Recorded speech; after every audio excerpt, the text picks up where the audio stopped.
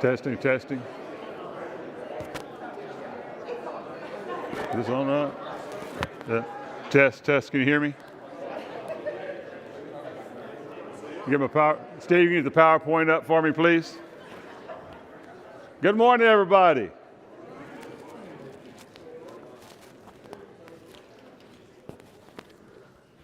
Our first service went a little bit longer, and I was up here visiting like I normally do, and I looked up, and wow, we're 5 minutes in. That's not, when you're talking about Moses, that's not the best time to be losing minutes.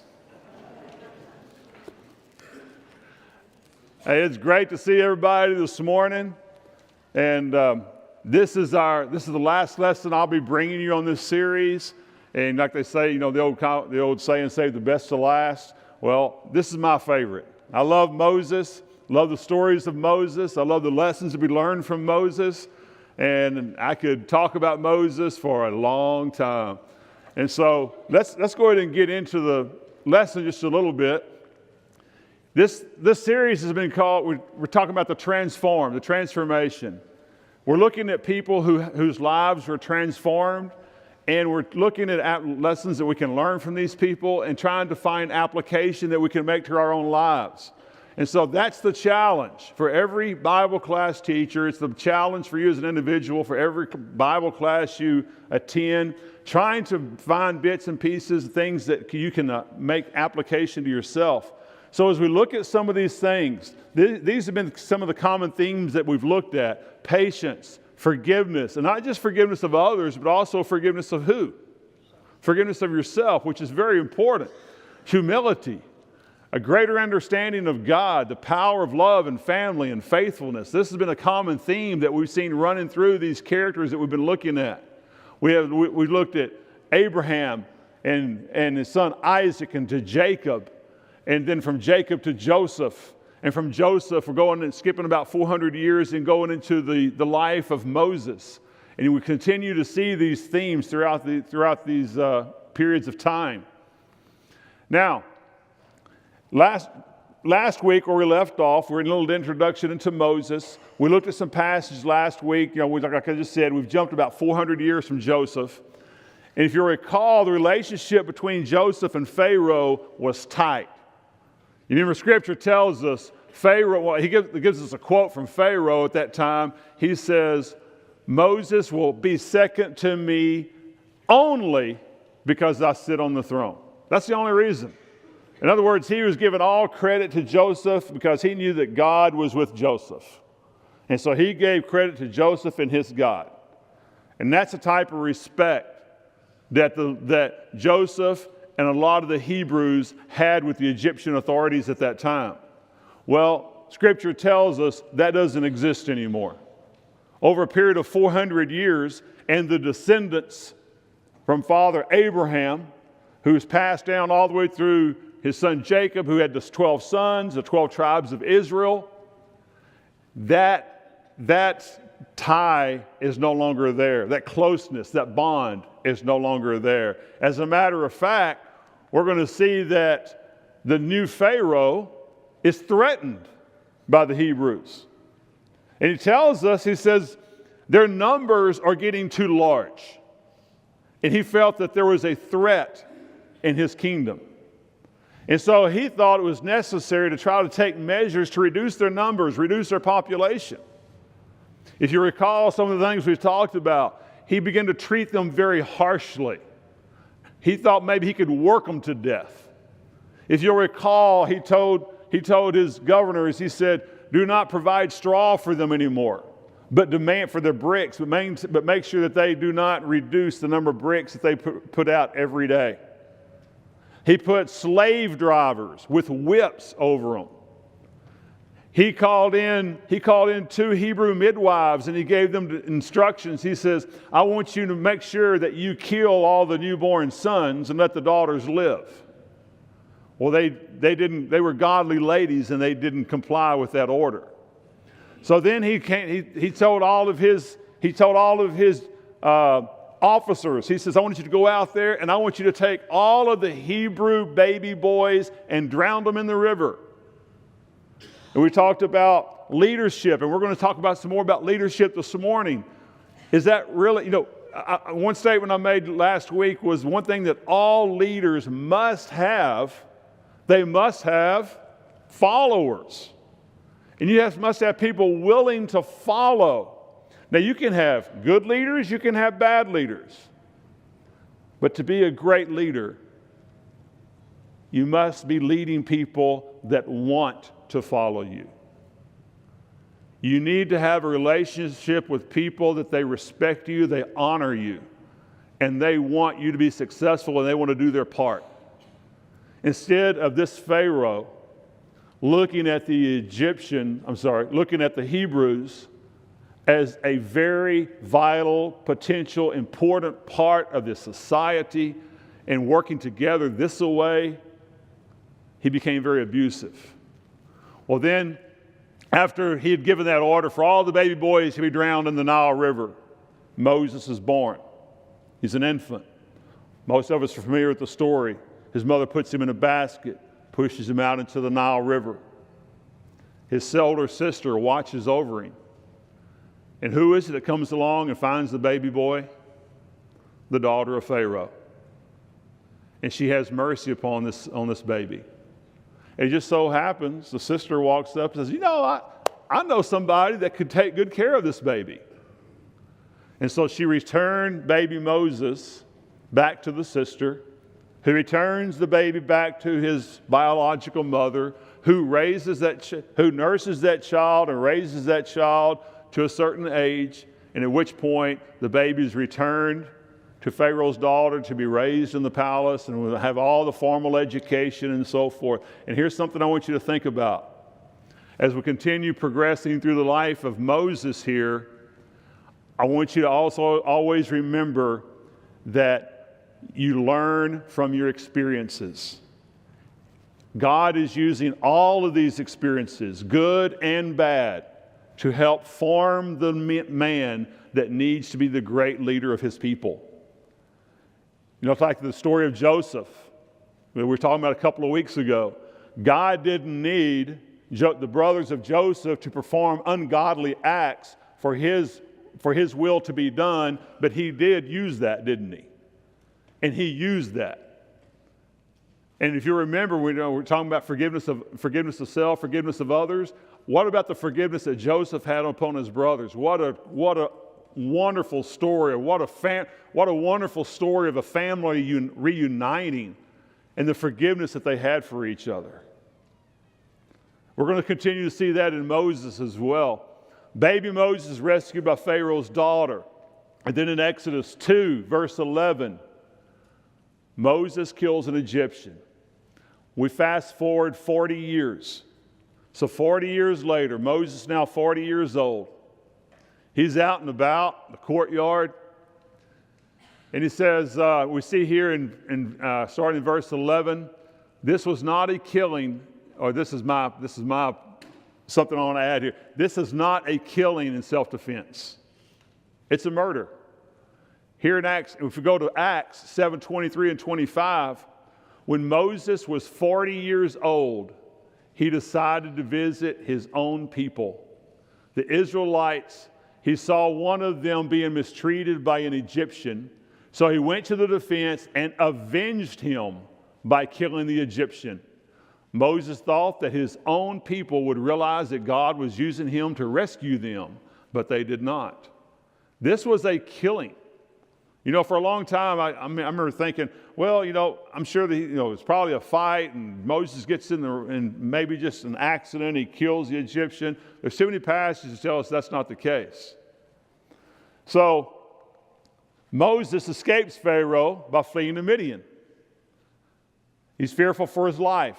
When he gets to Midian, in Genesis 2:16 and 17, Moses gives assistance to the daughters of Reuel at the well.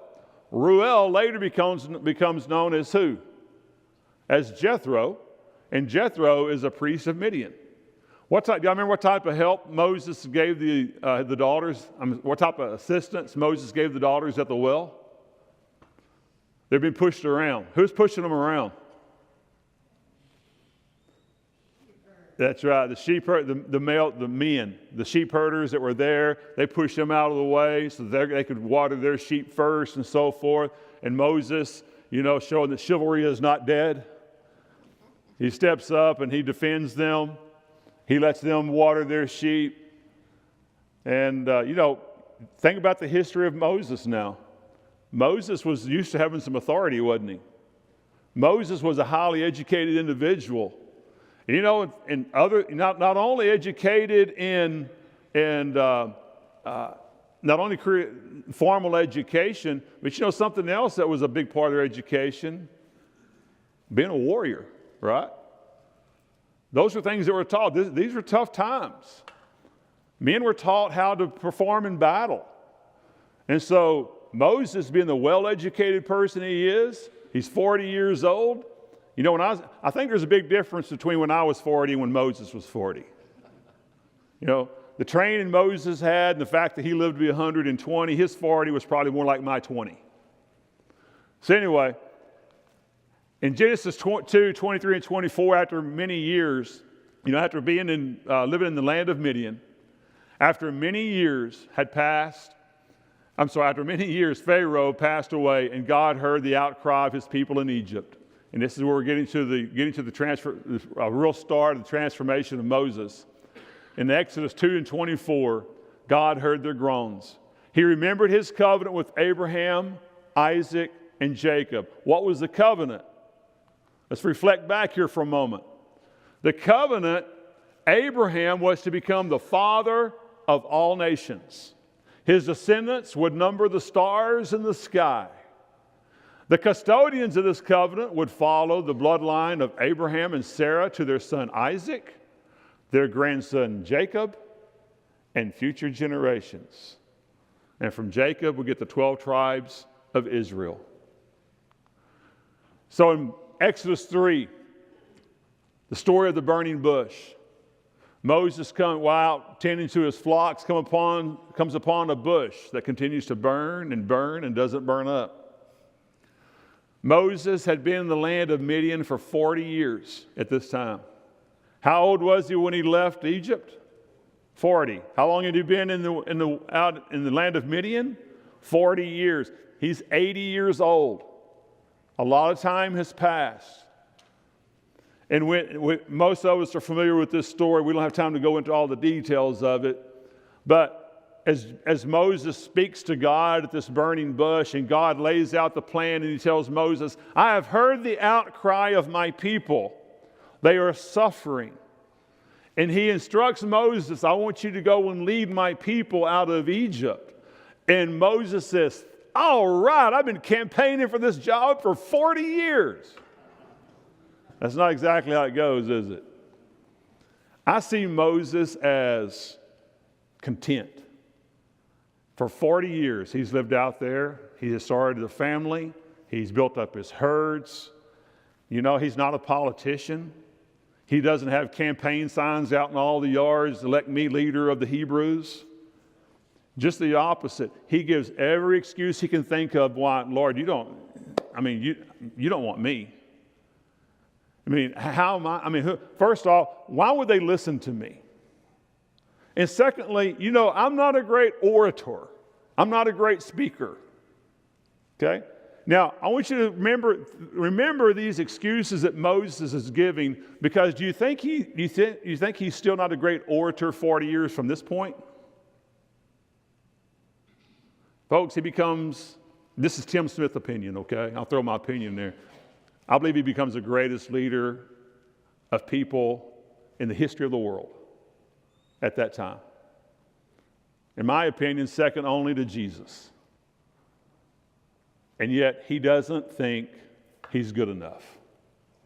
And what did we learn about Moses last week? What did God tell us about Moses? What was the quote from God regarding Moses? He is the most what? Humble person on the face of the earth. And we see that here, don't we? Folks, can you imagine just think about the talent right here with Moses preparing to be unleashed. And yet he doesn't see it really within himself. I had I heard this many times from my dad growing up. He'd push me to do something, he wanted me to lead a prayer, or he wanted me to lead singing, or he wanted me to do something in the community, and I'll always come back, I don't know how to do that.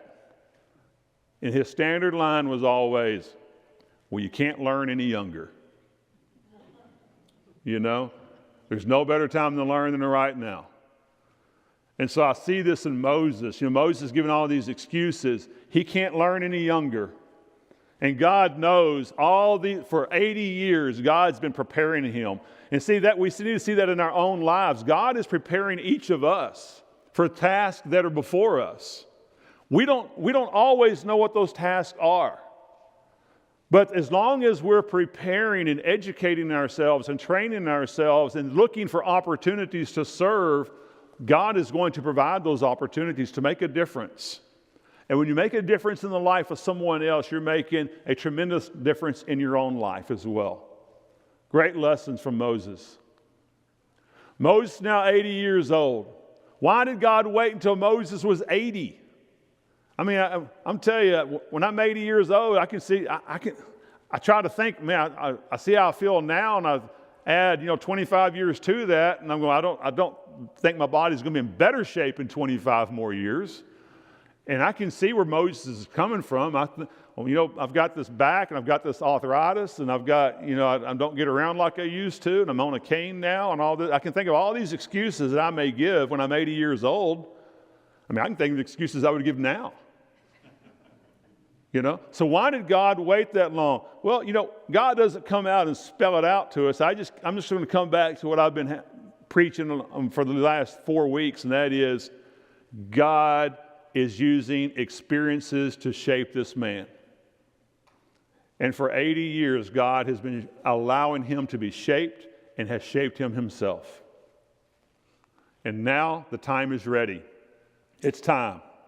In Exodus 3, 9 through 10, and now Israel's cry for help has reached me, God says. I have seen how badly the Egyptians are treating them. So now, go. I am sending you to Pharaoh. I want you to bring the Israelites out of Egypt. They are my people. That's pretty special, isn't it? And we know the Hebrews always appreciated that too, right?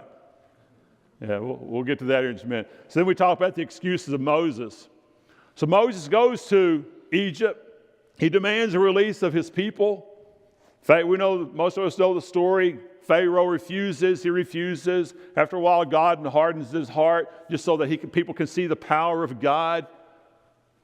And here are the 10 plagues. We have the water turned to blood, the frogs, the lice, the flies, the death of all Egyptian livestock, boils, hail, locusts, darkness, and ultimately the killing of the firstborn male. Now, folks, when I think about plagues, have you ever heard people say, man, we were really plagued with mosquitoes this year? We were really plagued with grasshoppers this year. We were just plagued with them. No, I don't think so. When I think about a specific plague sent directly upon these people by God, this wasn't a natural thing that he just let happen over a period of time. This was a plague sent at this particular moment. Here's what I envision. When these locusts come in, I envision a cloud of them so dense they block out the sun. When I think about the darkness, any of you ever been to Carlsbad Caverns? I don't know if they still do this or not. When I was a kid, we took a family trip to Carlsbad Caverns, and we went, several hundred feet down below the surface of the earth to get down there, and they turned off the lights. Folks, if you've never experienced that, you've never experienced darkness. You literally can't see anything. And so when I think about plagues coming from God, I'm thinking about the most severe things that you can possibly imagine. Think about boils on your body. They're everywhere. You can't even stand, you can't sit, you can't lie down. You just look at every one of these. One of my pet peeves is flies. I will not eat anything I see a fly land on. I just can't do it. They're gross. I know too much about them. And when I see that many flies just coming in, oh my goodness, you know? And so we see what the Egyptians, what they suffered. And then in Exodus 16:3, the Israelites said to them, we wish the Lord had put us to death in Egypt. Okay, let's stop here for a second. I'm jumping around here quite a bit, jumping forward quite a bit. After the 10th plague, when the story, finally Pharaoh lets them go. So now Moses has leading the children of Israel to the promised land. Well, you know, sometimes God never promises us that everything's going to be easy, does he? He's leading them out of bondage, leading them to a better life. But he didn't say it was going to be an easy trip. You know, he didn't provide chariots for everyone. He didn't provide air conditioning for everyone. He never told them they weren't going to have to work. He never told them they weren't going to endure sickness and so forth. That's your normal states, the things that we deal with in our everyday lives. He didn't promise them any of that. He just said, I'm going to deliver you from bondage. You're my people. I love you, and that should be enough. That should have been enough. That should be enough for us. We're going to see it's not enough for them, generally speaking. Anyway, look at this quote from Exodus 16:3. The Israelites said to them, they're talking to Moses and Aaron, we wish the Lord had put us to death in Egypt. There, life was so good. There, we sat around pots of meat. We ate all the food we wanted. But you have brought us out into this desert. You must want this entire community to die of hunger. Boy, life was good in Egypt. Man, you know, right now they're having to endure something. They're hungry. And the first thing they want to do is gripe and complain and cause conflict. Are there any lessons here for us, folks? When things get hard sometimes, do we want to sometimes start griping and complaining because things aren't going exactly the way we want them to go? You know, in school administration, we never deal with any of that, thank goodness. You know, sometimes things are not going to go perfectly. Folks, we've got to be forgiving. And we have to remember the big picture. And see, that's what the Israelites continue to miss. They miss the big picture. They're just concerned about the here and now. Because let's take a quick look back of that great life. Let's just reflect back for a moment. That great life that they left back in Egypt, okay? First off, slave drivers whipped the Israelites, overseers they had appointed. The slave drivers asked, why have you made the same number of, or they were told you have to make the same number of bricks today as you did yesterday. If you don't make the same number of bricks without the straw that we provide, we're going to whip you to death. We're going to kill people. And you cannot, awful working conditions. And then, let's see, there was that little thing. They drowned their infants in the Nile River, folks.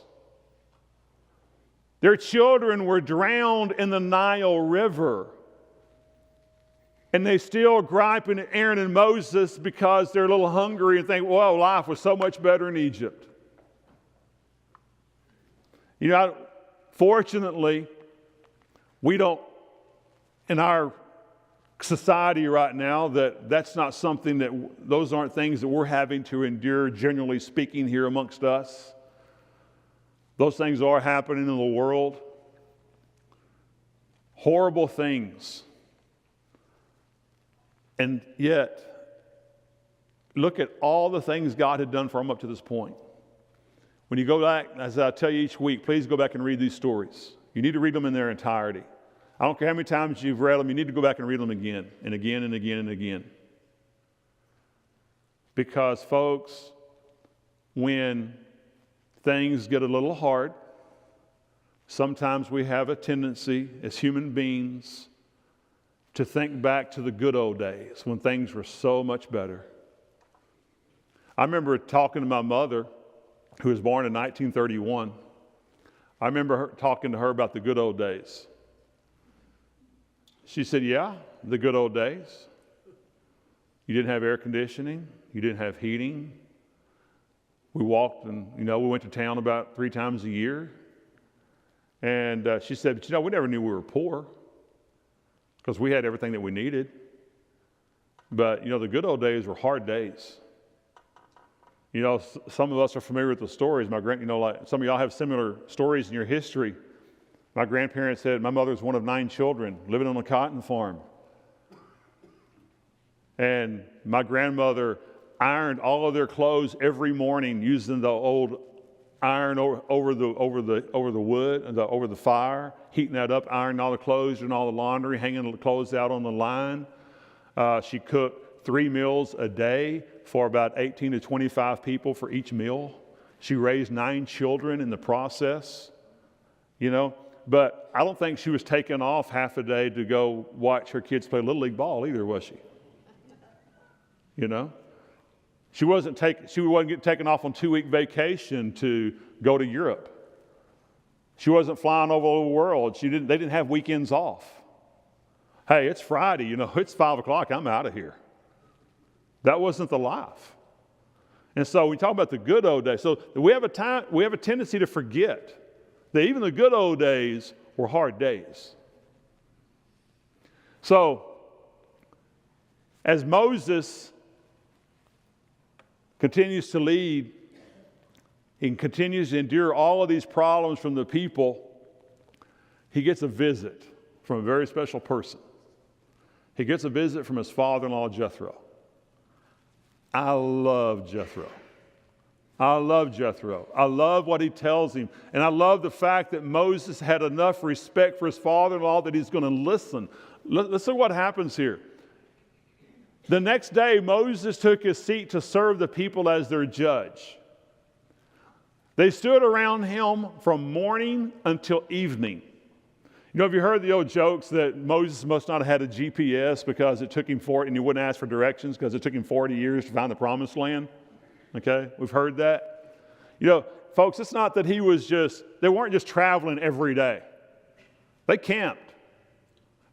And they raised food, and they stayed in places perhaps months or years at a time, and there were issues that came about, and Moses was taking care of which issues? All of them. He was taking care of everything. Now, how many people are we talking about? Scripture tells us there's at least, 600,000 men that were 600,000 men. I believe that's the number. Y'all correct me if I'm wrong. Somebody out there knows the number for sure, I'll tell you. But I believe it was 600,000 men that Scripture tells us were trained for battle. And that's just that one segment. So we're talking about a lot of folks here. And you think about I'm so impressed when I watch our current military and how they're able to transport so many men and all the equipment, all the supplies, and all the people behind the scenes that make that happen, going from point A to point B. But look at all the technology and heavy equipment and things that we have. They had nothing like that. They carried everything. And so for them, pulling up camp and moving just a mile was a great undertaking. But anyway, Moses was taking on all of this responsibility. Now remember, this is the guy that couldn't do anything, remember? The guy that had no ability to do anything.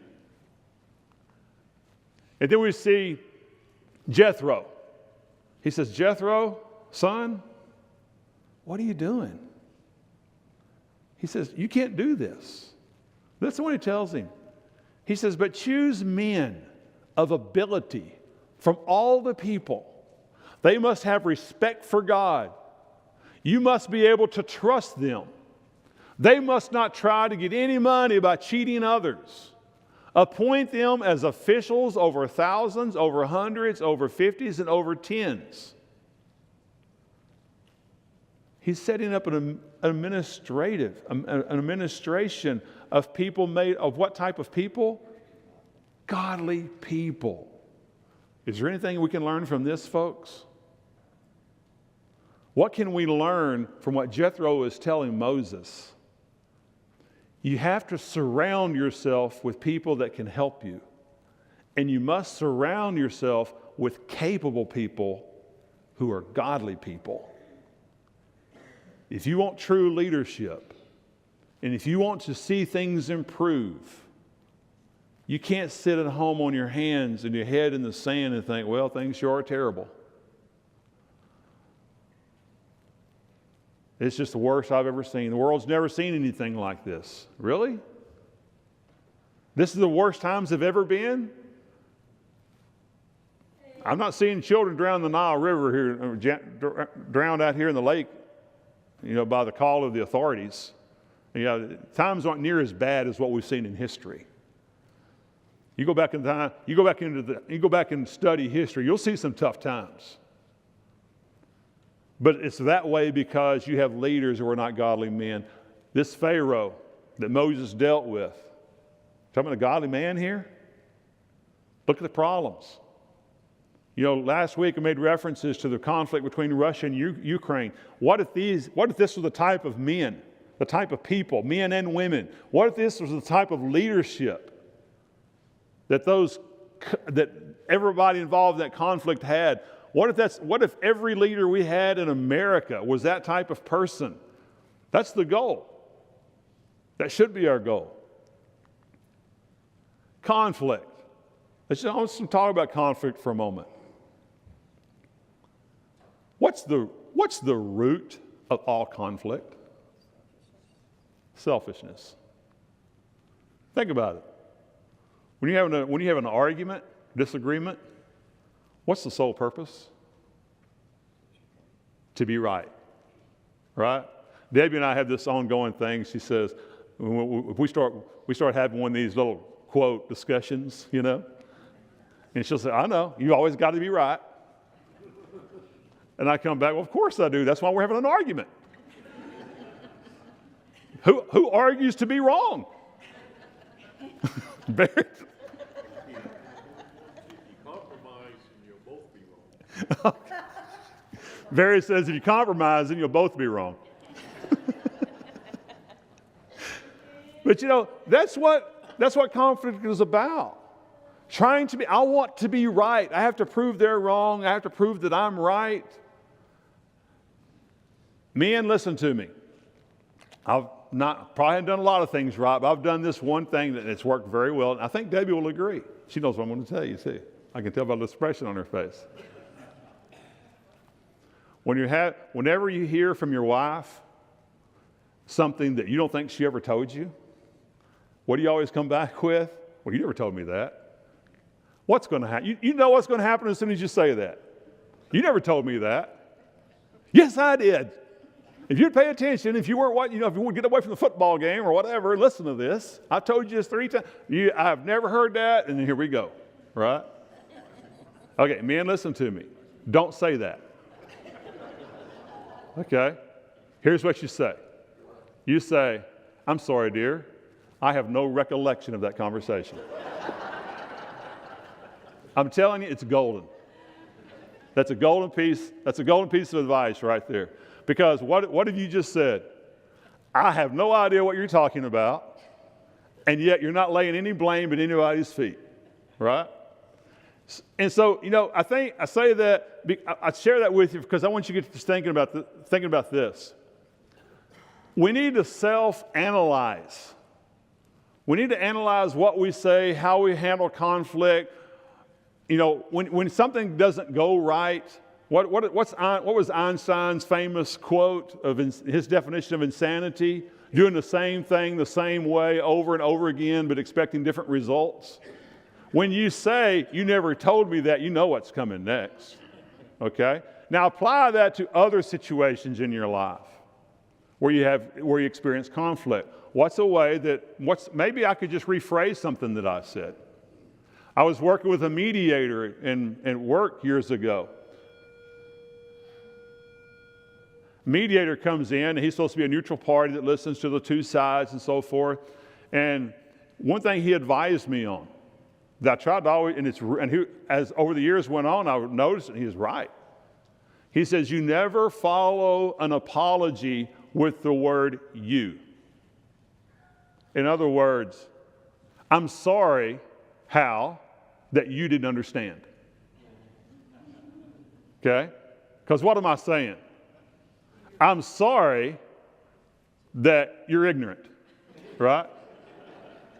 I'm sorry you can't comprehend. I'm sorry it's your fault. And so those are just a couple of analogies to get us thinking, get our minds thinking a little bit.